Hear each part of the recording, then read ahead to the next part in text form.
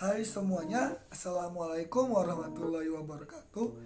Selamat datang kembali di channel Kedanku, channel berbagi informasi seputaran dunia teknologi dan masuk perkuliahan.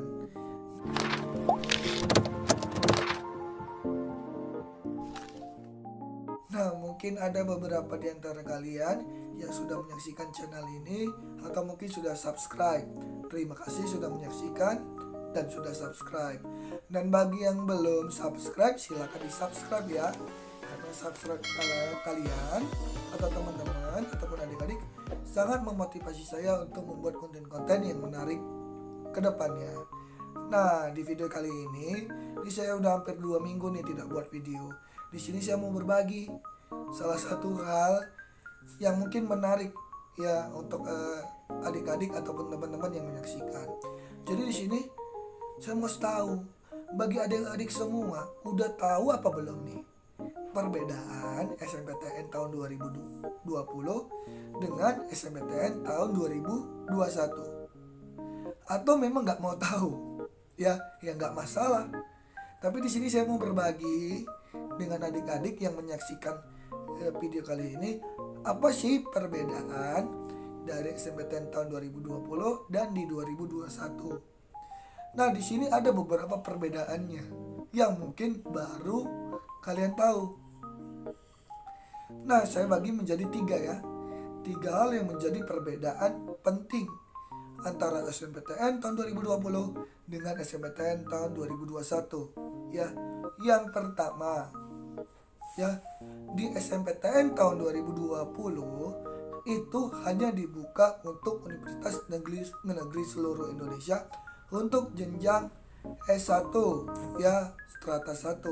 Sementara di tahun 2021 SNMPTN ya, itu dibuka tidak hanya jenjang S1 tapi jenjang D4 untuk politeknik ya.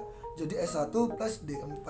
Jadi peluang bagi adik-adik yang di SMK, SMEA dan yang lainnya itu juga terbuka lebar untuk yang program D4-nya. D4 sendiri sudah termasuk sarjana, namun sering disebut sarjana terapan. Jadi tidak ada perbedaan ya S1 dengan D4 karena sama-sama bertitel sarjana. Bedanya D4 sarjana terapan. Itu yang pertama. Yang kedua, ini juga mungkin sebagian besar dari adik-adik tidak tahu bahwasanya di SNMPTN tahun 2021 hak penuh itu dilakukan oleh sekolah ya, tidak lagi oleh LTMPT, tapi dibebankan atau diserahkan ya, bukan dibebankan ya, diserahkan mandiri kepada sekolah untuk penseleksian dan yang lain-lainnya. Maka dari itu perlu tingkat kejujuran dari sekolah masing-masing untuk menseleksi atau menentukan kategori siswa yang eligible. Di tahun 2020 tidak seperti itu. Ya, masih ada, kalau saya tidak salah ya, koreksi jika saya salah dan mohon maaf jika saya salah. Di tahun 2020 itu masih nilai ya kalau saya nggak salah ya.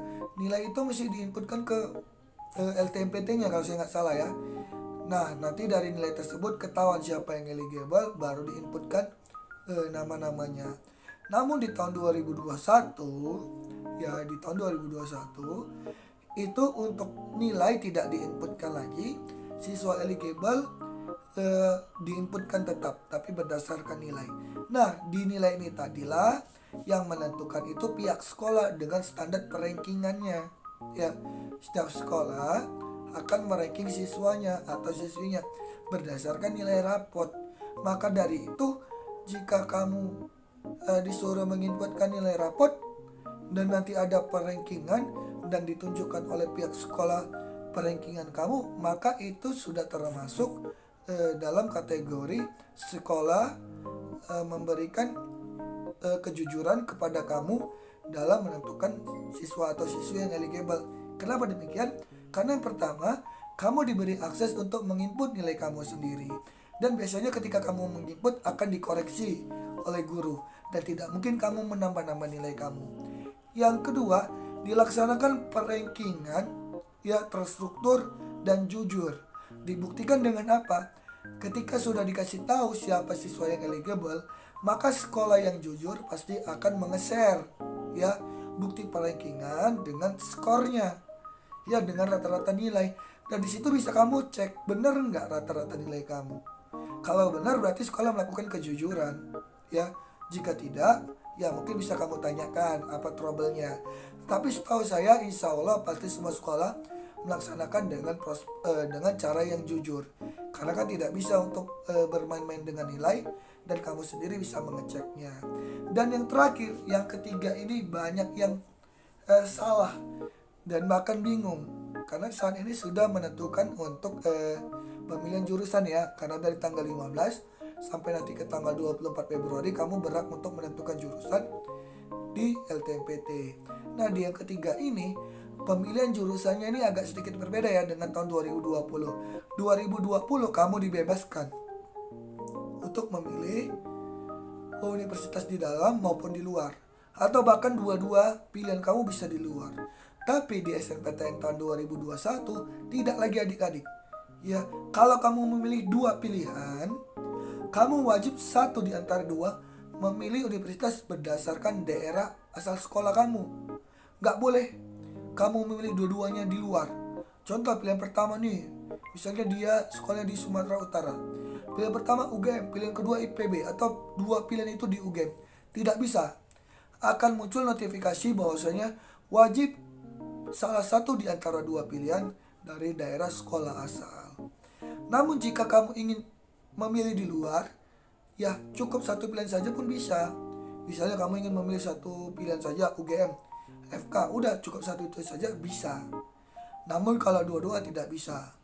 Nah, Kak, apakah bisa pilihan pertama saya memilih di luar, pilihan kedua saya memilih di dalam?